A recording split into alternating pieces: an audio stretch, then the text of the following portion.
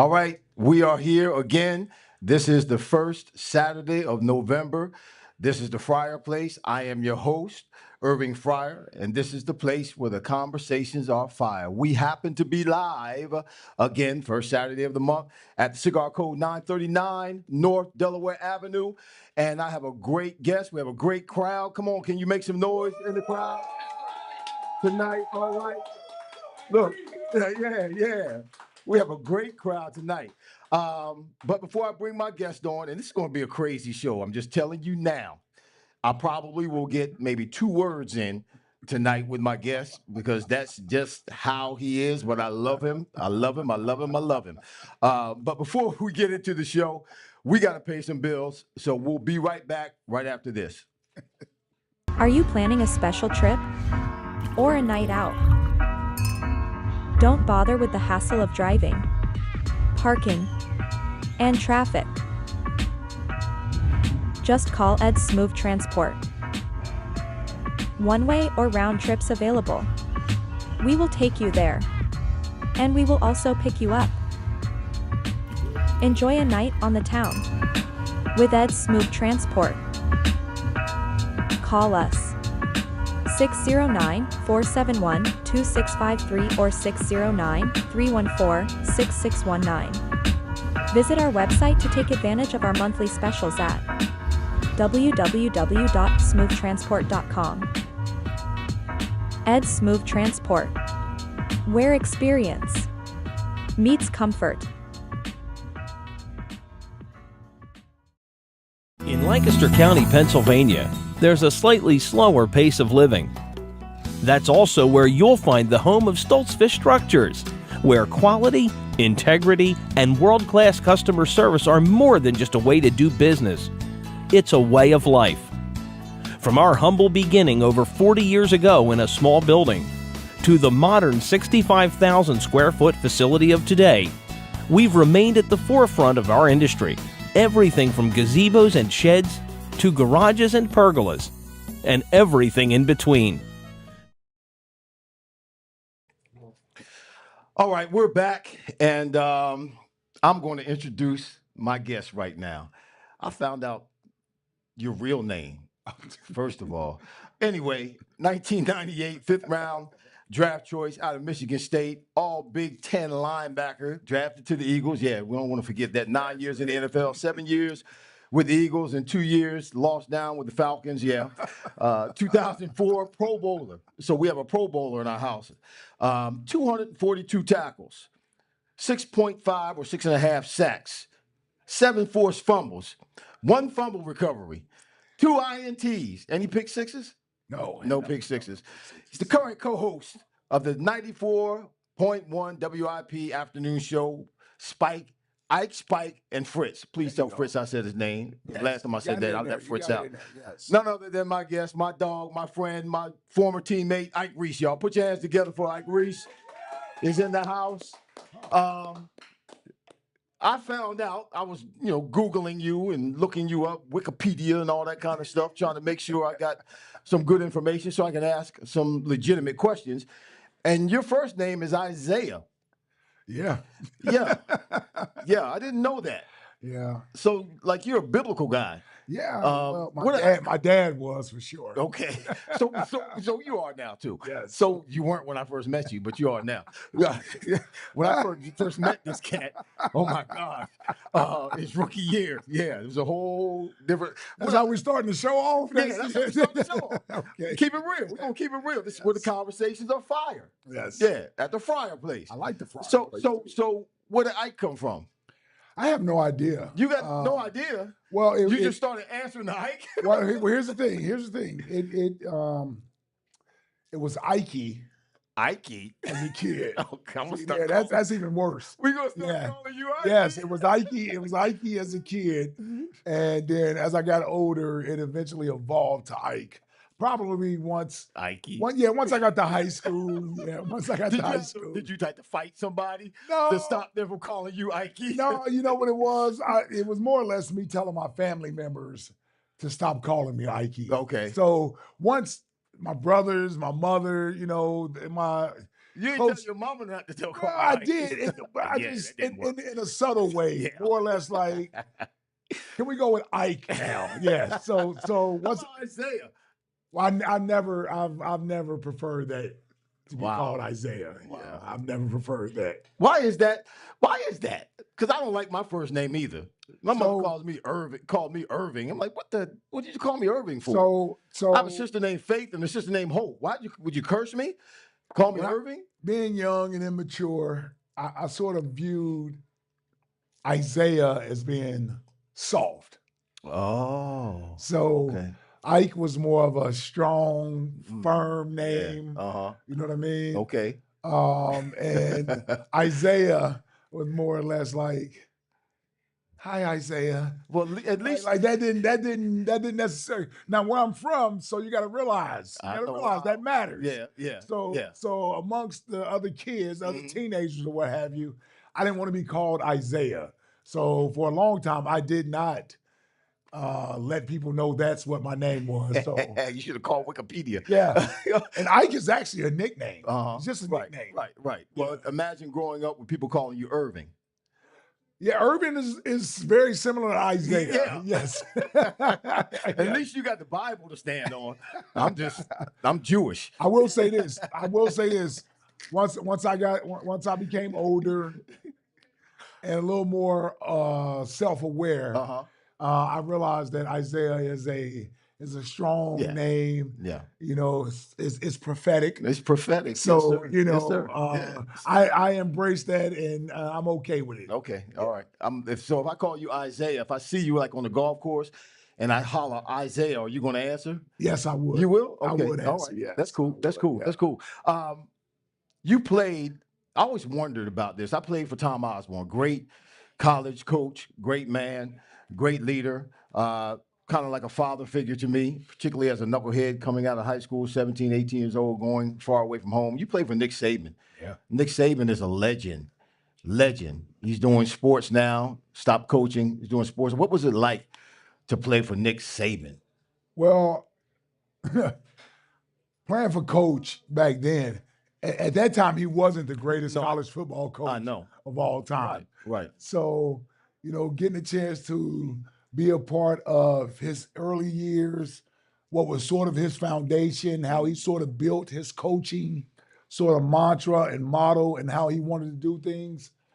Playing for him at the time, it wasn't necessarily easy. Uh-huh. He's very demanding, has always been very demanding. That's why he's Perfection. successful. That's why he's Perfection successful, is yeah. what he's all about. And I don't care if, I can remember being in meetings, Sunday morning or either Monday morning. Might have been Monday morning. Monday morning, yeah, because we would have the day off the day after the game. But he wanted meetings at 6 a.m. Monday morning In college? to review game film. In college? Yes. Yes. So imagine being in these meetings at 6 a.m. and even in the games that we won and I may have played well, he is still sitting there critiquing every play, Right. your technique, and everything else. And when you're a leader of the team and you're getting coached that hard, It's even worse. in the moment, it doesn't feel good. Right. Right. But as you get older, you realize, That was good for you. it was great for Yes, me. Not only yes. was it great for me, because it never allowed me to relax. It never allowed me to be complacent. But more importantly, which I didn't know at the time, from a team standpoint, it was important for him to be as hard on me as a team leader so that the guys behind me can see this is what's expected Right. of you. Right. So no matter if you're a team captain or not, you're being coached this way. Right. So the younger guys that are behind me know what's expected of them. Right. Like I said, in the moment, it didn't feel good. But as I got older, I realized that was not only great for me as an individual player, but it also was a method to his madness for coaching the rest of the team. And it never feels good. Okay, it's embarrassing. Like for me as a wide Sure. receiver, you're in front of thousands of people. People are watching you on national TV, and you drop a ball. Yeah. That's pretty embarrassing. But what's even more embarrassing is when you're in the film room and you're with your teammates, Yes. and you make a mistake or you mess up or you go the wrong way, you don't know what you're supposed to do, and that's pointed out by the coaches in front of your teammates. That's worse than the whole country, the whole world seeing you make a mistake. Well, and you listen. I was a defensive player. I was a linebacker at Michigan State. I can only imagine. I remember those Tom Osborne '80s Nebraska teams. You know, you look great. You look great, brother. So I need to say that first and foremost. Okay. I remember watching you when I was young. I remember watching you when I was a kid. We had, yeah, you told me that. I remember watching you when I was a kid, and the game down. Was it in the Fiesta Bowl against Miami? That was in the Orange Bowl. Was that Orange Bowl? Okay, in the down in Orange Bowl Miami. against Miami. Yeah, drop that pass. Man, no, I could just have died. but a player of your magnitude, being really the best player on your team, along with Mike Rozier. I can only imagine what that's like to be coached in a critical way. Because offensive players, you have so much more expected of you. Right. We just have to go out and make tackles. Right. You gotta catch the ball, run the ball, go make a touchdown. Everybody's expected more from a player of your magnitude versus me. So, having Tom Osborne, Nick Saban, man, those are two coaches that no matter who, character builders. They made us who we were as players. Right. We had the ability from an athletic standpoint. Right. But there's something about the mental toughness and being able to persevere through tough times that if you don't have coaches that can push you and demand that of you, I don't know if you ever reach that potential. Right. And Tom Osborne speaks louder to me today, and I don't even see him. I mean, if I called him right now, he'd answer the phone. But his words and his philosophy and what he taught back when I was with him physically speak louder to me now, years later, than they did obviously when I was. The teacher shows We're up. young. We're stupid. Young and stupid. So what were some of your other options? You went to Michigan State, and please don't say this man went to Michigan. Don't mess it up. Make sure you say it was Michigan State. Seriously. Don't. He gets upset if you say Michigan. It's Michigan State. Exactly. Yeah. Go green. Yeah, go green. No doubt about it. So what were some of your other options coming out of high school? So for me, I had 4 real options. I had Michigan State. I had University of Cincinnati.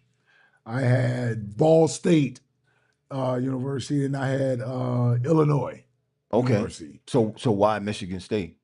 For me,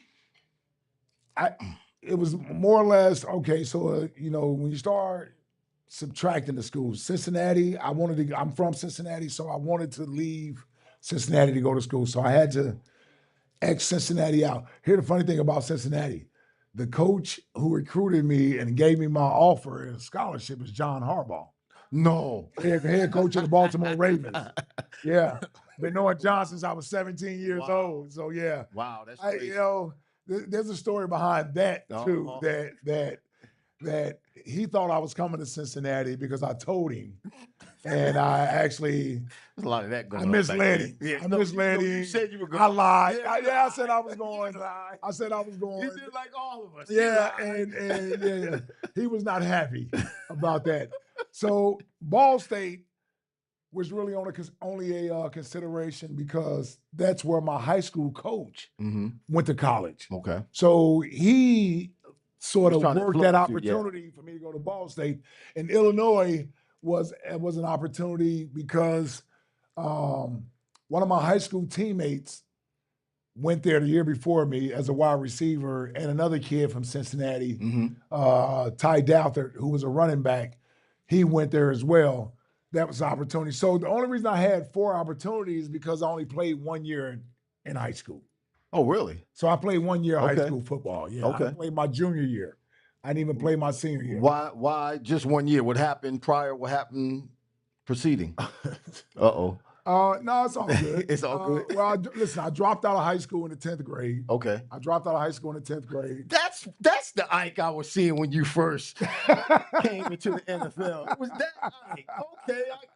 It all makes sense Yeah, now. I dropped out of high It all makes school sense now. in the 10th grade, and and I became a dad eventually Okay. in the 11th grade. Mm-hmm. And so, Wonder how that happened. long story short, you know, my 11th grade year was my 4th grade year in high school. It was my 4th year in high school. So that was essentially my Okay. senior year to the state of Ohio. So I was basically ineligible to play Okay. my 5th year in high school. Gotcha. So a lot of schools that had been recruiting me backed off and didn't offer scholarships because I didn't play my senior year. And those were the 4 schools that stuck with me and said they would still offer me a scholarship anyway, Right. just based off my junior year. And, you know, I had such a great time at Michigan State on my visit that was the place I said, yeah, this is for me. Yeah. This is the school I want to go to. So, yeah. But look at it you was now, awesome. man. Man, listen, Look at you now. I don't regret it. It's the best decision I ever made. I would not have met my wife if I not had gone to Michigan State. Okay. So Okay, that's you great. know, I wouldn't have the family that I have right now that if I had not gone to Michigan State. So God directs you. Yes, he does. You know, he knows He knows. where he's leading you Yeah. to, even though Yeah. you may not know. So You, what I you did tried know, to drop out, but he knew you weren't yeah, a dropout. no, he had other plans Yeah, for he me. knew He you had, weren't a he, had, dropout. he had other plans for me, and so it was at some point I had to listen to some of those words of advice Right. that Right. people were giving me, and so it eventually got me on the right path, and you know, here I am. God will block you in, and you won't be able to go anywhere if you don't do right. But anyway, you mentioned family. Yeah, It was Halloween yesterday. Was Halloween yesterday? yeah. Yeah, it was Halloween. Was it yesterday? 2 days ago. 2 days ago. See, I'm getting old. It was just Halloween. Y'all, Yeah. do y'all do the Halloween thing? Sure. Are your kids still young enough to do No. all that? No. No, my youngest. So what did you do for Halloween? My youngest is a freshman in college. Okay. Yeah. Okay. So what did you all do for Halloween? See, me and my wife, no kids. We don't, all the kids are gone. Her son's grown. My kids are grown. We put a sign on the door. Yeah. We turned the light on. That sounds about right. We turn the light on the front porch so they don't have to come to the front door so they can see the sign from the street. Talk to me. And the sign says, no candy. There's a sign that says, That's no, where you lost me at. No candy. Yeah, the sign says, no, I'm serious. Y'all No laughing. candy? The sign says, no candy. So we turn the light on, put the sign on the door so they can see the sign from the street. So you ain't got to come up the driveway. You don't have to come to the front door. You only have to come to the door. Yeah, see you it see the sign from the street. No candy. They think the light being on means that we're giving out candy. Sure. But you can see the sign. Why not cut the light off? No, I cut the light on so they can see the sign. So just in case they don't see the sign immediately, by the time they get halfway up the driveway, they can see the sign. But if you leave the light off, No, they know not to come up. I don't want them to be mistaken. There's a sign, no candy. So I was with you all the way up until you said no candy. We because we have dogs. So that's my Maybe you ought to get a dog. Well, that's my reasoning. Well, because you know, with the kids coming to the door, they ring the doorbell. Every time you ring the doorbell, the dogs will go crazy. Then I have to try to fight to not let them out, to get to the kids and give out the candy. So what we did about 3 or 4 years ago, we just leave the candy on the porch. Oh, Lord. We leave a sign. You can't do that. Leave a sign. Not where I came from. You can't look. One person come to the door. Well, not where we came. Hold on. Not where we came from. Where we live at now, I can do that. Okay. I can do that now. I can do that now. Things Yes. have gotten better. Yes, things have gotten better. So I do exactly what you do. I leave a sign. With several signs. Okay. Right? Trick or treat. Be safe. Have fun. Take some, but be courteous. Leave some for others. Okay. And so How does that work out? We got a good neighborhood. You got you have a camera on them? No, yeah, well, yeah. I'll tell you this. I'll say this. We haven't had any kids come up and just dump the bowl in their bag. So at least it lasts. Normally, I go out and check about 8:30. Because kids start trick-or-treating around 5 o'clock, 4:30, 5 o'clock nowadays.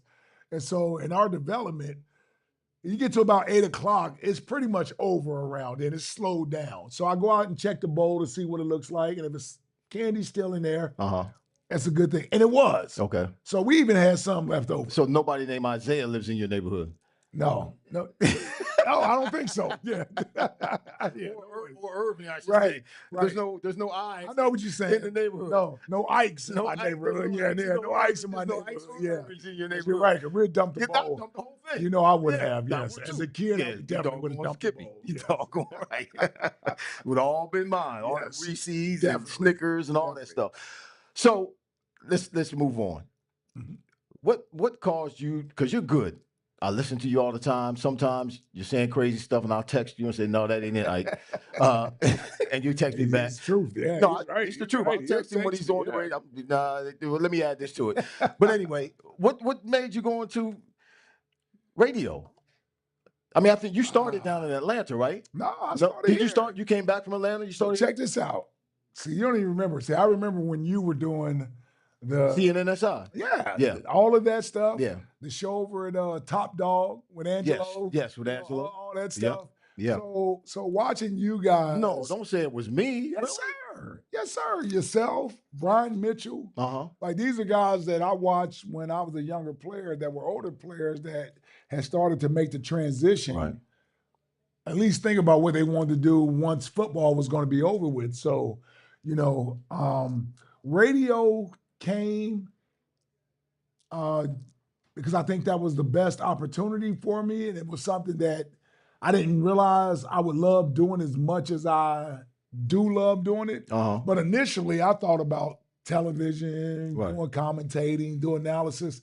So it started with being able to watch you guys do this while I was playing. You guys were doing it. It was late in your careers, and you had already started Right. making that transition. So Yeah. for me, I was like, I'm watching and I'm observing, and I knew it was something I always sort of intrigued me and that I wanted to get involved with. Mhm. But it wasn't until I played here in Philadelphia that I realized with this fan base, with the way that they love sports here, Mhm. if this is what I want to do, this is the perfect place to do it. Like this is Right. the best place Right. to Yeah. do it. Yeah. So eventually I started doing things that would at least get my foot in the door to make a name for myself. Because I wasn't an Irvin Fryar. I wasn't a Brian Mitchell. But you were Isaiah Reese. but I was a backup player. There was a special teams player. And listen, I gave everything I had when I was on the field. You did. Mhm. But at the same time, my name didn't necessarily carry the same cachet Gotcha. as Yeah. others did. Mhm. But what I did was made myself available. Mhm. I made myself, I tried to relate Mhm. to, I actually paid attention to Philadelphia fans and what makes them tick the way that they tick Mhm. and what makes them the passionate fans that they are, because this is something that's new to me. Okay. Being from the Midwest, where I'm a sports fan, but I had sports talk radio, but it was more or less like news to Mhm. me. It was, Right. it wasn't what it is. The here. passion. Yeah, it wasn't what it is here. So once I began to pay more attention to that sort of landscape, listening to WIP when it was on 610, Comcast Sportsnet, Mhm. I realized that, man, this is unique from the standpoint of you can't go everywhere and find the passion, the Mhm. adulation, Mhm. the love, the care about the sports teams the way it is here. It's actually a way of life. Right. Yeah. It's not like that everywhere. No. It's Yeah. not like that. Sports in a lot of areas of the country is a means of, it's an escape. It's a way to get away from the realities of life. Mhm. The difference here is that this is a part of life. Right. It's a part of Yeah. life. Yeah. Yeah. And so, they're very knowledgeable. man, and Yep. it was infectious Mhm. to me. It was infectious to me. And once there was a connection there, at some point, me and this fan base, we sort of connected. And I never wanted to let go, and I've never let go ever since. Right. Once they embraced me, once they brought me in, I never let go. I've never let Right. go of this fan base. So let me give you an example. Everybody who's listening, who's watching, who's here, who will be watching this at some later time. Let me give you the journey, and then you talk to us about the journey, what it took for you to go from the beginning to where you are now with Ike, Spike, and Fritz. So in 2008, it's Ike at night. Yeah. That's how you started. How about that? Yeah. I like that name though. It was Ike at night. Yeah. And then you had a show with you're co-hosting with Howard Eskin in 2009. yeah. Same year. We all got to pay our dues Yep. to the devil. Then the same year, Saturday Night Sports anchor for Yeah. KYW How TV. about that? Yeah. Yeah, you were on TV. I Yes. didn't know that. Yes. I'm glad 2011. nobody knows that. Yeah, that was a bad time. 2011, the midday show with Michael Barkan. My man Michael B. Mike and Ike. Yes, sir. 10 a.m. to 1 Yes, p.m. sir. Then 2017, you paired with Johnny Marks. Just finished doing that show, the Marks and Reese from 2 Became the p.m. number one show in the to city. 6 p.m. Yeah. And then 2023, Ike, Spike, and Fritz, Yeah. 2 to 6 p.m. Talk about that journey. Yeah. Well, I came in 07, right? I came in 07, I retired. I decided that, I didn't have the passion for football, to play football, to train, to do all those things that require us. Isn't that amazing? Yeah. That's really for those of us that play a little while in the NFL. It's the same thing for the most part. That it's not that I can't play anymore. It's that I don't want to preparation. do what I have to do Yeah. to play. Yeah. All that working out, Yep. all that preparation, all that weight room, all that stuff, all that time on the track. I don't want to do all of that. Yep. I can't do all of that. And that's what it was. Emotionally and mentally, I can't do all of that to get myself ready. No, and that's exactly what it was. I probably could have played another year, but I had already started thinking about life after football, and I wanted to get involved in that as soon as possible. So, when Atlanta released me in the spring of 07, I had already started the process of what I wanted to do next. So, I was a part of the first ever NFL broadcast boot camp. Okay. Yeah, I remember that the those. NFL Yeah. put on. So I was a part of that first year. And, they brought in 20 of us, and a lot of people submitted resumes to come in, but you had to write an essay. You had to, you basically had to be selected to be a part of that group. So I got into that, and I immediately knew I moved back to this area, South Jersey, Philly area, in the summer of 07, and I was already talking to the program director at WIP about wanting to fill in and where could I get in at. So I started off doing fill-in spots. I was on Saturday mornings with Brian Satari. At that time, I was doing part-time shows on Sundays on Eagles Game Day. Wow. And then eventually Andy Bloom, who had became the program director, had this bright idea that he was like,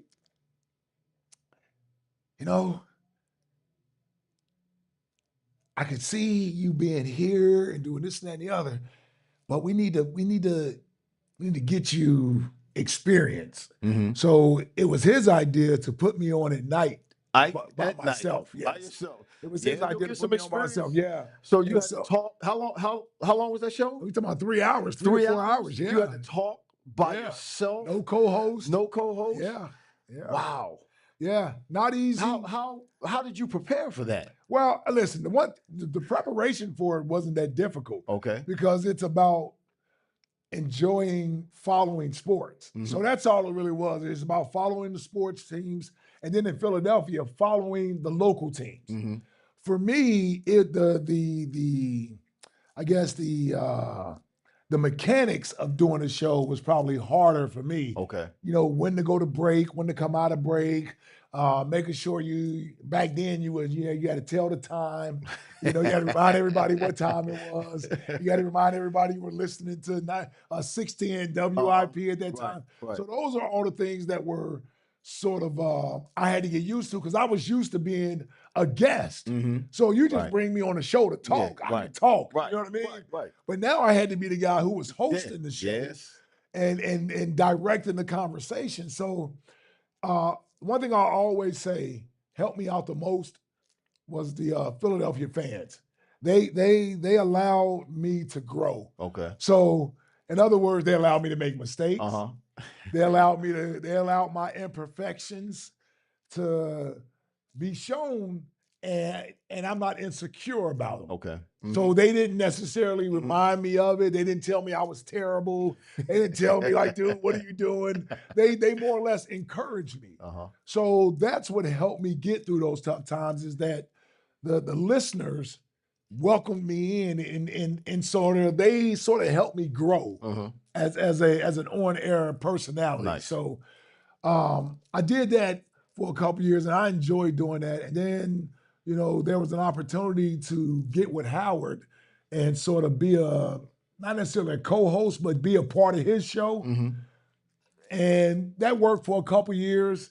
We didn't necessarily see eye to eye all the time. I can't even imagine. A lot you of and Howard- fireworks. Yeah, A lot of yeah, fireworks. I can't even imagine you and Howard on Well, the same show. Though I tell you the one thing that about working with the King that I always appreciate. Dr. King now. They call him Dr. King now. He got an honorary Right. doctorate. Yeah. Dr. It made King. it made me tougher. It gave me thick skin. It gave me the confidence to be able to stand on what I believe in my analysis and have conviction Right. in those things. Right. And not back down. Right. And be confident in that. So going up against him on a daily basis, it sort of made me more confident and be who I am. Right. So that sort of prepared me for what I eventually became. Working with Michael B. I've been working with Michael Barkan since the days of Comcast Sportsnet when I was a player. Right. And I did Daily News Live and all of those things. Comcast also, while I was a player, they allowed me in the off season to intern. Nice. So they allowed me to come over, shadow guys. They let me sit in production meetings. They let me sit behind the scenes and see how they put together a show, how everything works. So Comcast was very, very big in my development during my playing days. They even went as far as I can remember they sent me out as a reporter. I was actually doing that with Channel 6. Yeah, so that's the Phillies were playing the Cubs. And so they sent me out to do field interviews. And I got to interview some of the Phillies, Jim Tomey. At that time, Larry Boyle was the manager, a couple guys. But one of the things I remember being excited about doing was getting a chance to interview or ask questions to Dusty Baker. I believe he was the manager of the Cubs at that time. And Sammy Sosa was still on the team at that time. So this was like 02 or 03. Yeah. So like doing that stuff, like Comcast helped, they like helped build my confidence in doing the stuff. So I had, I think a lot of the people in the city, CBS, I did work for CBS. Like a lot of the local networks and the radio stations, obviously, but the local TV networks or what have you, they were very accommodating with what I wanted to do. But you still had to do the work. Yes, I had to do the work. You still had to do the work. It wasn't something that was just given to you. And, having the ability to, having played football, having the ability to persevere and endure and understand, maintaining and being consistent, all of those traits that we need as football players. We talked about this last week, just last Saturday at the Better Man's Conference, how that transitioned for you over into, media right now on the radio station. So you're really good. You're better than Hugh. I'll say that right now. I said it. Yep, I said it. He's better than Hugh Douglas. I don't care if Hugh gets mad or not. I don't know if you have more experience as Hugh, but you. Actually, Hugh. I follow Hugh to WIP. Hugh was in WIP before me. You're better than Hugh. Hugh can get mad all he wants to. Listen, we got to take a break. I'm gonna let you deal with Hugh. I don't care. Yeah. What are you gonna do? Beat me up? He can't catch me. He definitely can't Yeah, catch he you. can't catch He me. can't catch I you. see him coming. I start running. It'll be all right. Be the same as it was before. So listen, we got to pay some more bills. Got a couple of commercials. We're gonna come back and we're gonna talk birds. Let's talk We birds. We man. talked about Ike. Let's talk, I yeah, want they to talk talked about Ike. me enough. Yeah, Let's talk birds, but man. that's what the show is about. You know, I was going to get into some harder conversation, but I'm gonna let you off What the you want hook. to talk with you? No, I'm gonna Okay. let you off the hook. I'm gonna let you off the hook. Okay, But I'm we're gonna ready talk for about the anything. birds. I know that's something that Ike is an expert at, and he's probably going to give us some dialogue, some information that you probably have not heard as of yet concerning the birds. So we'll be right back with some birds talk right after this.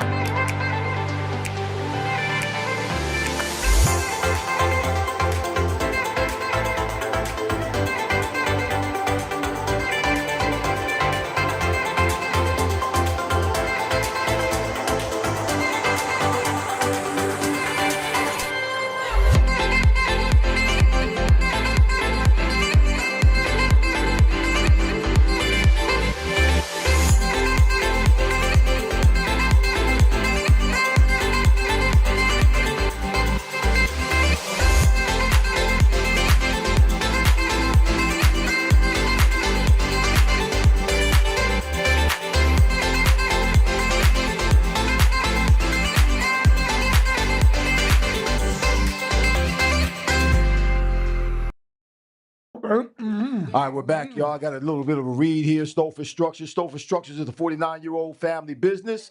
Stolford Structures is a storage shed and garage company located in the heart. Ike, you got to stop talking because I'm doing a read. We can hear your voice. Get back over here, Ike. Come back over here. We ain't done. My gosh, my guest. I'm gonna start the read all over again because My bad. this is my major sponsor. And you're messing me up. My bad. Stolford Structures is a 49-year-old family business. Stolford Structures is a storage shed and garage company located in the heart of the Amish country. They ship structures nationwide, and you can check them out on mysheds.com. They strive to be the undisputed choice of modular garages, sheds, and outdoor living products in the United States while furthering the kingdom of God. That's why I love them, y'all. Stolford Structures is known for their fast delivery, great quality, and great client service. So if you're looking for a garage or a shed or any kind of outdoor living product, Stolford Structures is the way to go. Check them out on mysheds.com. And if you mention the Fryar Place or you mention Irvin Fryer or anything to do with this podcast, 10% off any of your purchases. Stolford Structures. It's pretty good, wasn't it? Yeah. Man, Yeah. That was awesome. Yeah. That's name, Stolford Structures. Peter Zook is one of the owners. He was at Better Man's Conference. Yeah. That was a great Actually, job. I think Great they, job yeah, last I think they actually. You did a great job last week, man. No, you were I good ain't too, get bro. no, seriously. Huh? You did a great job last week, man. We were just talking. And you look good. Well, I do the best I can with what I have. I can't do no more than that, bro. You look good too. No, it ain't that kind. No, it ain't like that. Don't even start. So, I had Seth Joyner on the show a couple of months ago. All right, and I did the same thing with him that I'm going to do with you. Okay. We're talking birds now. I'm going to mention some names to you, and then you just give us what comes to your mind Okay. about these names. All right. Um, Quinyon Mitchell. Nice. Nice. Nice. It's great to get a first round draft pick right. And I mean, at the cornerback position, it's difficult to get these guys right because you want a guy to be able to cover, you want a guy to be able to be physical, come up and tackle. You want him to have confidence, right? He has to have a short memory. And man, I think the Eagles hit it out the ballpark with Quinyon Mitchell, man. I said this a while ago. He reminds me of Troy, Uh-huh. Troy Yeah. Vincent. Yes. When you think about the size, the size and the athletic ability and the physicality Right. which he plays with. That's where I think of Q Mitchell, man. We're gonna be happy with him for a long For time. a long time. Yeah. And he stepped in as a rookie. He hasn't missed any time. Nope. Hadn't missed any time, hasn't slacked off, continues to seem to get Has better. that quiet confidence. Oh man, can you see him 3 years from now? Right. He's almost a shutdown corner now, Right. where he can follow the number one receiver and take him out of the game plan. Yeah. He's that kind of defensive back. Well, here's what I love about him is his short-term memory. Let's face it, the league is designed for you guys to make plays as wide receivers. Wait a minute. Not when I was playing. It is now. No, I mean now, today. Yeah, today. You guys. Yeah. I just meant wide receivers. In today's game. So you're going to get beat on a play here or there. Right. And, I've seen corners where they get beat earlier in their careers, give up a touchdown or what have you. And now all of a sudden, they can't come out of their shell. Right. They don't have the confidence. Mm-hmm. This kid, first of all, he hasn't been beaten very often this year. I don't think he's been beat. Has he been beat? Well, maybe once or there's twice. Some passes on him. Right. I wouldn't call it being beat. Right. It's in a zone coverage where, they found a hole where he was a little bit deeper, but he's right there to make the tackle, and it's a physical tackle. I like the way he tackles. Totally agree. And he challenges everybody. Right. He challenges everybody in man-to-man. So, yeah, we got a good one in Quinyon Mitchell. Cooper DeJean. Now, before you said the last 3 games, then Cooper DeJean is the other rookie who is playing the safety position, and he's just a hybrid. He's awesome. Those two, between those two, Sharp. yeah. I'm still working on a nickname for Cooper. Cooper Sharp. I can't. Cooper Sharp, White Shadow, Ooh, I White like Lightning. that. Ooh, Got a few of them. Yeah. John, you got the John. Yeah. Well, that's Cooper Philly. DeJean. Yeah, that's Jawn. That's Philly. Yeah. So the last 3 games, Listen, Coop, when they want to give you a nickname, that mean you're doing something DeJean, good. yeah. That mean you're doing something. between the last 2 games with Quinyon Mitchell and Cooper DeJean, the last 3 games between the two of them, they've had 19 targets, only 10 receptions, for a total of 62 yards. Yeah. That's it. That's 2 rookies. Yeah. That's 2 rookies on the Eagles team. Talk about Cooper DeJean. Man, we've been anticipating what Cooper could do as a player. Mm-hmm. Wanted to see him. When they finally put him out there, I think it was after the bye week when he really got to, be a starter out there. He had a groin injury, or was it a hamstring? Yeah, some type of injury in training camp that kind of slowed him down. So they kind of like slow played him, But I think since the Cleveland game, he's been out there pretty much regularly as the nickel, man, and he's made a world of difference for the defense. Vic Fangio can do a lot of different things with him. Yeah. He's a nickel back. He can play in the box to be an extra run defender, because he's physical. He don't mind playing against the run. He's certainly confident when you're talking about playing in that phone booth area where you got to guard guys to be physical between the hashes. Right. And here's the thing I love about him the most is that he's looking to make plays out there. Like some guys are out there, like when I was a young guy, I can be honest. I wasn't as good as Cooper DeJean. This is where the conversation turned to fire. When I was a young guy, I didn't want to make mistakes. I was out there like, dude, don't be the dude that they looking at like, what the is he doing out here? Like, don't be that player. Right. So I wanted to make sure I just did exactly what I was supposed to do on a play, especially my first few years. Mm-hmm. This kid, and along with Quinyon Mitchell, they've come out as rookies, and not only are they just doing what their responsibility is in the play, but they're looking to make plays. They're looking to make plays. So I love Throw the ball my way. Man, I love the confidence Yeah, they play yeah, with. To have that confidence, to have that swagger. I wish I had that my rookie year. I'm being honest. I did not have that. Mhm. But these young players, they want to be in those situations and they're not running from it. Right, right. So how much longer do you think, and this my next name, how much longer do you think Darius Slay is going to be an Eagle? Listen, I do this with my callers all the time. I love Slay as a player. Love him. I hope he's here for the rest of the year. Here's the thing. First of all, he's a veteran. Uh-huh. He's played in big games. What he lacks in physical ability now, Right. because he's a little older, Play smarter. he's Not a hard. lot smarter. Yeah. Mhm. A lot smarter. And he doesn't take away from your younger guys. Right. It's one thing if you're that veteran in the room and you kind of take away from the younger guys' development. You're not paying attention to them. You're ignoring them. You're Yeah. not feeding them. You're not pouring into them. Yeah. He's Yeah. not You that see type them of as the player. enemy. Yeah. Yeah, he's a guy, he embraces the role of being a veteran Mhm. player and helping these young guys. And I'll say this, we got a lot of football left to play. Whole lot. So you don't know if somebody's going to get injured somewhere.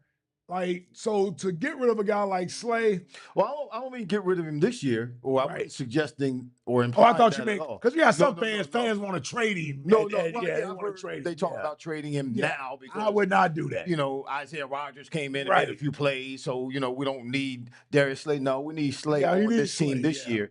Yeah. But with all these Thundercats, as you will call them, Now all these moving Thundercats, forward, yes, now moving forward, yes, I can understand moving on from it. right, right. Moving forward. He and Slay's smart enough. He understands that he sees the youth movement. Mhm. So there are a lot. It's been a long time since we've been able to say we got some good players at the cornerback position Yeah, that are yeah. being developed that are young. So it wouldn't surprise me if they moved on from Slay after this After year. the season, But through the rest of this year, especially the way we're playing now, we hope to be playing in late January and February. Mm-hmm. You can use a guy like Yeah. Slay Oh, yeah. around here. Yeah. Oh yeah. They can, and because the younger cats are playing well right now, he can take his time and not have to rush back Yes. to make sure he's well. Because as you're a little bit older, it takes a little bit longer Yep. to get back to 100%. And doesn't it feel good not to be all panicked? Oh yeah. Like, Oh yeah. it's like, okay, Slay's out. Yeah, but it's okay. We're okay. We're I'm okay. like, yeah, we're okay. Like, Yeah. we're okay. I like that. Nobody's giving up major big plays and a Yeah. bunch of yards and all. Another name, Bryce Huff. The first play of the game. Wait, the first play of the game. Let me take a puff. I ain't about to get real. The first play of the game Yeah. in Cincinnati. Guess who made the tackle? Ooh, Bryce Huff. all right. The first play of the game. First play of the They game. didn't stop them. They went down and scored. How many Cincinnati- plays after that? Did Nah, he play? I didn't hear him. I He didn't must have hear his played name. 60 plays I didn't after hear that. his name at all. Yeah, right. The rest of the game, the rest of the game. But I know the first play of the game, Bryce Huff made the first tackle, which was it's pretty interesting. Kept me looking at TV. Bryce Huff. I'll say this. No, tell the truth. I'm going to tell the truth. Don't tell the truth. You're going to tell the truth. It's just a matter of how I'm telling it. It's a matter of how I'm telling it. Has not been what we expected. Has not been what we expected. Has been disappointing. Uh-huh. Has been very disappointing. Some say mistake. Well, I listen, I've said this from the beginning. I would have rather had, no disrespect to Bryce Huff, but I would have rather had Hassan Reddick here on the final year of his deal Of course. versus Yeah. Bryce Huff. Hassan Reddick, I know what I'm getting with Hassan Reddick, Mm-hmm. right? He's had double-digit sacks for the last 4 years. That wasn't completely the Eagles. Hassan felt he was worth a certain amount of money. They couldn't work it out, so Right. he's no longer here. Bryce Huff, I'm going to just say disappointing. It's been disappointing so far. Mm-hmm. It's been disappointing so far. I've been more encouraged by the younger guys that are playing there. Bryce Huff, I just don't see where he's a difference maker. But we got it from the Jets. Yeah. The No, Jets. Jets. I feel you there. Now he may be The Jets. Come on. he may be a nice piece to the overall puzzle, but when we're talking about bringing in somebody as a free agent, paying him X amount of dollars, you expect him to be a guy that's a difference maker. Right. Right. And that's what we're not seeing from Bryce Huff. We're not seeing he's any different from what we have already. Well, he's not doing anything. Yes. He's taking up space and sucking up air. He's not doing anything. That's the problem. And he's not showing up at all. Not in the run game. No. And in the passing game, where I think he was supposed to be at his best, it's not enough. It's just not enough. And people are saying he's not showing up because they have him standing up in the 2-point stance and he needs to be down in the 3-point stance. That doesn't make a difference. Either you can get to the quarterback, you get to the quarterback, or you can't get to the quarterback. Yeah. It doesn't matter whether your first step is from down in the 3-point stance or it's from a 2-point stance. I agree. That has nothing to do with it. I agree. But here's what I'll say, though, to that. Because I almost don't want to be as harsh on Bryce Huff because he is who he is. The Eagles made a mistake. That's who it's really on. Right. I mean, it's on the Eagles. And that's what I said, mistake. They categorized him as this guy, and he's not that guy. Yeah. He's just not that guy. Right. Like Bryce Huff is who he is, right? Like he is who he is. So it's really on the Eagles for deciding we can move on from a 2-time Pro Bowler, a guy that's had double-digit sacks in 4 years, and replace him with this guy, and the production won't go down. They made a mistake. Just flat out. Yep. I mean, if I'm Bryce Huff, I'm signing the contract too. Of course. I'm taking it. Yeah. But it's the Eagles who decided to make that decision who it's on. Nakobe Dean. Oh, man. Yeah. Yeah. I'm happy for Nakobe. I really am. Because first of all, I like him as a person. Because I think he's a guy, he's worked his butt off. He understands he came in with a lot of expectations. Hadn't necessarily met the expectations. He's been hurt though. He's been hurt. He's hurt. Yeah. He's never made any excuses. Right. He's never done. He just keeps his mouth shut and he works hard. So you want to see a guy like that succeed and start to see some reap the benefits of his rewards of working so hard and bouncing back from injuries. So I'm happy I'm happy for Nakobe and the way that he's playing. I think he's starting to look like the linebacker that we saw in Georgia. Right. He's starting to look like that. Yeah. And credit to Vic Fangio for figuring out. Helping him find himself. Yes, figure out what he does well, put him in that position. He's a downhill guy. He's going to get to the football. He's a disruptive type of player. Yeah. No, he's balling right now. So I like when Nakobe is at, and I feel much better about Nakobe today than I did in August. Okay. When I didn't know what we were going to get this year. None of us knew. Yeah. And he was one of the ones that were on the line with like Jordan Davis and a few other ones that, okay, you've been here a couple of years and we know you've had a couple of injuries. Show us who you are, It's time to see what's going on. And to his credit, he looks like a better player today than he has the last 2 years. Much better player. Definitely. Right? Definitely. Oh, yeah. He's a contributor. Okay, let's move to the offensive side of the ball. Nobody really says this cat's name. I like him. I love his character, but he plays second fiddle. And I wonder how long that's going to happen. And that's Devontae Smith. Smitty. Yeah. Slim Reaper. I call him $6, no change. And I like Slim Reaper too. Yeah, Slim Reaper. I like it. Devontae's one of my favorite players. And if you got to play second fiddle to AJ, but he's not. Who else is better to play second fiddle to? Well, yeah, but he's not a second fiddler. Oh, no doubt about it. Right. No doubt about it. He's not a second fiddler. He's capable of being the guy. Yes. And he's never lost that confidence. Right. And thankfully, he hasn't lost that confidence, even though he may not get treated as a number one guy. The one thing I love about Smitty is that he doesn't have his ego. He's able to keep it in check. I'm not going to say he doesn't have an ego because we all have an ego. Yeah. So he has an ego. You don't hear anything from him. No complaining. Doesn't complain. No tantrums. Good teammate. Listen, I went on a rant about why he wasn't a captain. Like, I don't understand why he's not a captain. Like, that's who I want as a captain on my team. Right. Is Devontae Smith. So, to your point, I think most fans appreciate him. We view him. We love what he brings to the team. It's really more of a testament to him Right. and his humility, Mm-hmm. how he's able to fit alongside of a guy like A.J. Brown. Because he was here first. Yes. And he held it down Man, before Heisman A.J. Brown. Trophy winner, Yeah, he held it down his everything. first year, broke Yeah. the rookie records and Yeah. catching and yards and all. So he was the man. He was the go-to guy Yeah. before A.J. Brown came. And when A.J. Brown came in his second year, in Devontae's second year, Devontae he stepped to the side. He was able to do it. And opened the door for A.J. and let him go ahead and be the man. But how long do you think? Because it's happening right now. Sure. It's a great thing, what we're seeing from Devontae Smith. Yeah. But how long do you think that's going to happen? Listen. Now, when I ask you that, think about receivers. Yeah, I know. Believe and me. the personality of receivers. That's why I was happy. That's why I was happy that Devontae got paid this offseason. Right. And he was okay with taking the contract that he took, because I thought myself, Smitty's going to want to be a number one wide receiver. And plus, he could have gotten number one wide receiver money somewhere else. Of course. But that speaks to his character. Of course. But how long is that going to last? He signed up. He signed up, Herb. He signed up. He loves being an Eagle. Okay. He loves playing here. And more importantly, I think he loves playing with AJ. Him and AJ are great friends. Yeah. So listen,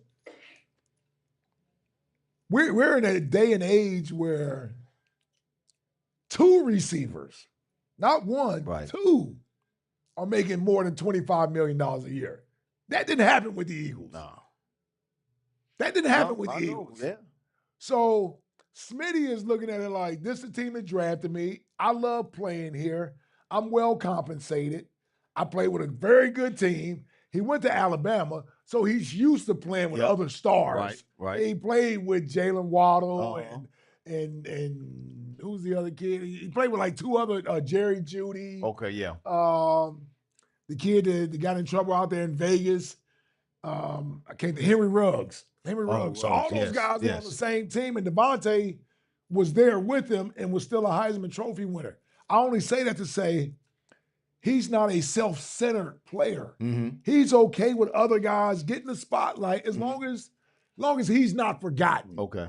And he's not forgotten. Okay. The Eagles took care of him financially, and you may go one, possibly two games where Smitty isn't heard from. You ain't going 3 games where Smitty ain't heard from. No. Yeah, you get to that game number 3, Smitty is going to be heard from. That Cincinnati game was game number 3. Yes, that Cincinnati game was game number 3. Like, you're going to be heard from Smitty. Cam Jurgens. Listen, that's my dude. I thought I might have ruffled some feathers. He's been here at the Fryar Place. Yes, I thought I might have ruffled some feathers in training camp, but I said Cam Jurgens, at this stage, is a better athlete than Jason Kelce. Just is. It doesn't look He's like not the same player Jason it Kelce doesn't became. look like we're missing anything in that position. As far as an athlete and being strong, yes. Cam Jurgens is right He's there. Like that's why he was a second, third round pick. Like Cam Jurgens is right there. Now, you got a long way to go to beat Jason Kelce. Right, of course. You got a long way to go. But just from a physical standpoint, he's holding it down. And athletic ability, nah. And from what I understand, Cam Jurgens is legit. What Kelce would do, in snapping the ball and pulling and leading the back around the corner, Cam's doing that. Yes. He's snapping that ball, taking that drop step, getting around the corner, and leading back around the corner. And not many centers in the league can do that. Let alone third year in the league. No, First year starting. Completely agree. And I brought up Jason Kelce. Kelce helped pick him, of course. So and help teach him. Yeah. So it's great that he got to learn from the best to do it for the Eagles. But man, when you just talk about athletic ability and being able to get out in space, he's the man. Now Cam Jurgens is nice. Oh, we're overtime. Listen, we're never overtime. Well, we are. We just getting started. We just getting started? Yeah. See, you're on the radio. You used to talking for 4 hours. That's what I'm saying. That's what we talking for 4 hours. You all tired right now. Yeah. I'm just getting warmed up. I got cotton mouth. Yeah, where's the top 5 at 5 at, man? Let's go. Where's Jack Fritz at? So, okay, I'm going to give you a couple more names then. And then let's go Jalen Hurts. What about him? QB1. That's QB1. Well, no, I mean. Listen. People, listen. Here's what I see. Go ahead. That I believe. Because Jalen Hurts is always going to be, people are going to be here or there with Jalen. I don't get it. Here's what I get it. see that has happened Yeah. over the last 3 weeks, and I believe it started during the bye week. Okay. I believe they really did maximize their time in the bye week by examining what was going on those first 4 games. Yeah. Last year when the Eagles played and they went on that 10-1 run, and then they lost the last 5 out of 6 games, they always talked about making corrections. We got to get better. We got to do this. We got to live up to the standard or play up to the standard. And in that 10-1 run, they won, but we never saw them really correct the issues that we were seeing on the field. Tackling, penalties, mistakes, mental errors. We kept seeing that they were winning, but we kept seeing those things continuing to happen, and it caught up to them in the latter part of the season. And the first part of the season, the first 4 games, a little bit of that. We saw some mishaps, even special teams, things were not going right. So we're like, oh, this smells. Block punt and a block field. Yeah, this pick scoop and score. Yeah. So we're smelling kind of the same thing. So in that bye week, I believe they went and they looked at what was going on, and they really chopped some things down and simplified some things to make sure the defensive side of the ball and on the offensive side of the ball, guys were able to play with confidence without having to think about it, but go out and be the athletes that they are and go ahead and play the game instinctively like we want to play. After, repeating practice, and then it becomes second nature to you. And then we saw things happen like the run game come into existence. So when they came back and they beat the Browns, then they beat the Giants, then they beat Cincinnati, those mistakes that we saw began to be addressed. Tackling is better. You don't see guys running wide open in the secondary. You don't see as many mistakes on the offensive line, jumping offside, holding penalties.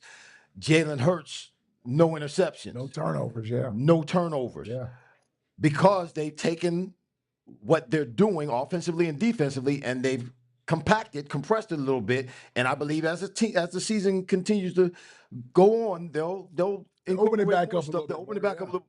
But they did just enough to get these guys to a place so that the corrections have been made. They've been manifest on the field. We see it now. It's an ocular demonstration of, okay, these guys are actually better now. They're playing better. They're on the road. Ocular demonstration? Ocular demonstration. That's with your eyes. Damn, boy, I know what that is, man. I use that in preaching. I went to class sometimes. Okay. I just want you to know that comes from preaching. I heard you say ocular demonstration. I heard it. Okay, I'm sorry. I just want to acknowledge that. Like, hey, did you say ocular? So we see it. So we see it now. And that's why everybody's like, okay, this team is good. This team we have confidence in. This team has gotten better because they've gone and they've taken things and changed them to the point, particularly for Jalen Hurts. Yes, sir. He didn't have to be the game changer now. Yep. All he has to do is be the game manager. Manage that game. Yeah. Now, we don't want him just to be a game manager. He has to continue to get better. Sure. We want him to be the Jalen Hurts who can blow a game wide open. Yep. We want that to take place. But he's got to be comfortable first. Yep. He's got to be comfortable and confident throwing the ball over the middle of the field. Didn't do that in the Giants game. Didn't do that in the Browns game. But guess what he did? He did it in the Cincinnati game. Yes, so you can see things begin to progress and how the whole team, offensively and defensively, after the bye week, they're getting better. Yeah.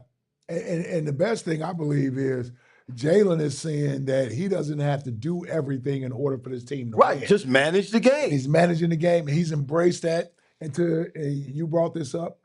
There'll be a time where the offense needs to be down the field or you need to throw the ball. Yeah. And he can do that. Right. But right now, what was more important was putting together a formula for success that has sustained drives, that puts points on the board, and is averse to risk taking. Right. And so Jalen doesn't have to take as much risk out there as a quarterback. And when you're running the ball with Saquon, that play action pass for a linebacker, man, you put that ball in Saquon's stomach. You got to step. I got to come You down. gotta come I down. got to come down. And that brings separation between you, the linebacker, and the defensive back. Yes. And they've actually been and that's what makes. That opens up windows for Jalen. That's what makes the play action more effective. Yeah. The last 2 games, I believe, the Cincinnati game, Jalen was under center 21 times. In the That had to be the most all year. well, yeah, and then Yeah. in the Giants game, he was under center 17 times. Okay. So those 2 games, he was under center more times in those 2 games than the 5 prior games. Right. And you see what's happening. Yeah. That brings that play action alive when he turns around and sticks that ball. Plus, it allows the running back to run downhill. Yes, sir. As opposed to standing next to him, Yes, he got to sir. get going. No, he's already going downhill.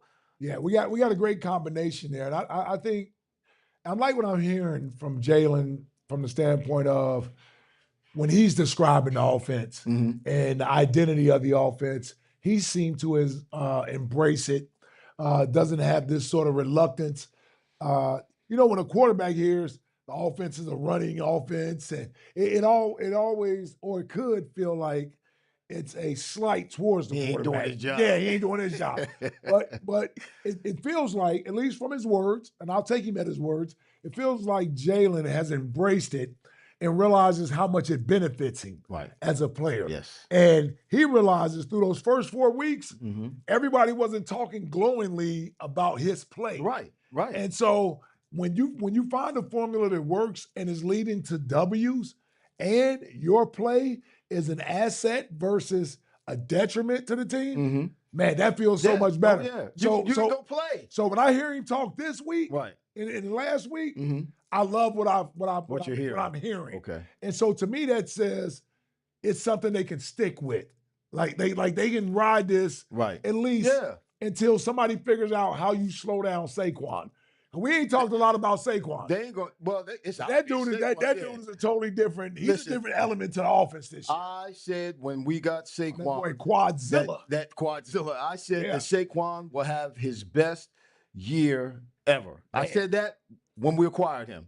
That's what I said, and that's what he's on track to do, to have his best year ever as an NFL player. He's going to do that this year. I got to ride that boy like Seabiscuit. He'll have two. I'm just telling you, we got to ride that boy. I'm just telling you, man. Yeah, ride him, man. He'll have 2,000 total yards. Man, 2,000 total yards. So we're going to close this thing out. Give us a prediction.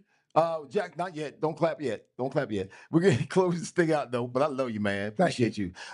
Thank you. Jacksonville coming in the house. Yeah. Doug Peterson. Yeah. What's your prediction for the game? Are we going to win convincingly? Or are we going to struggle a little bit? Okay. Well, listen, we're going to win. Let's get that part out of the way first. Winning is what's most important, but it's also, that. Exactly. It's also how you win. Of course it is. Are you going to win limping out the stadium? Or are you going to win running out the stadium? Well, I picked the Eagles to win 30-17. Okay, well, that's cool. And they should win. I 30-17. think they should win like that as well. You know what I mean? Yeah. I think we get a late touchdown. It sort of separates us. But it wouldn't surprise me if the Jags come in and put together a valiant effort. Like, listen, they don't want their season to end. Like, they're still trying to fight to have their season going. Right. They're trying to keep hope alive. I just don't think they have enough talent. No. So we almost have to play down to their level. Turnovers, things of that nature, for them to really have a shot to win. And we come in and play our game the way we've been playing. Take care of business, man. Stick to the plan. Herb, this thing rolling. It's rolling.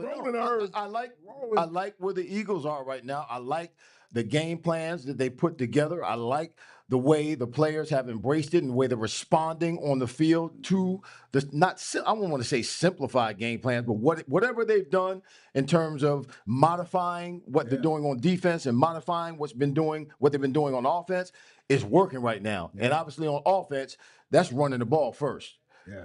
Making that offense or allowing that offense to go through what happens through Saquon Barkley and through Gainwell. So we'll see what happens. God bless Doug Peterson. I love Doug. Super Bowl coach. Shout out, Doug. But and his team's going to play. We're going to belt the asses, man. They belt to asses. Belt to asses. Well, don't do like Don Shula would say. Don Shula would say, don't go out there and piss up a rope. That's one of those 70s things. I don't get that. You don't get that? Nah. Don't piss up a rope? That's what he says, yeah, because what will happen if you piss up a rope? I've never tried that. You're not supposed to do it. Exactly. Up a rope? Yeah, you can't piss up a rope. Look, anyway, don't. Don Shula was old as hell, man. Yeah, Just Don know that, Shula man. was, but don't be messing with Don Shula, man. That's my dude. God rest his soul. Yes. Listen, come on, put your hands together for my guest, my Don't, brother Ike don't. Reese. Ike Reese. Don't piss up a Listen, rope. Don't Let's piss up go, a rope. man. You Let's don't go. let me hear you say that on WIP. I'm gonna try it. I'm You gonna gonna try try it? next week. Yeah. Yeah. I'm gonna see how they react they, to they, it. they Yeah. just went out there and pissed up a rope.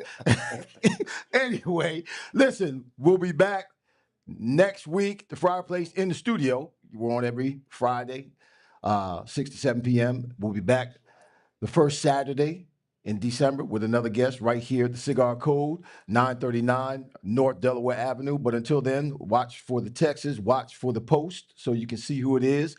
We keep it real here at the Fryar Place where the conversations are fire. Again, want to thank Ike Reese, my friend, my brother, former teammate. God bless you, man. Appreciate you. Brother. Nice Yes, show sir. today, Yes, sir, man. So those of you who are here, give yourselves a hand for being here today. And I want to say this before we go off. Make sure you take care of yourself. Make sure you take care of other people. Why? Because you reap what you sow. They got it right. Yeah. Damn. Yeah. We'll see you next time. We're out. Go Birds.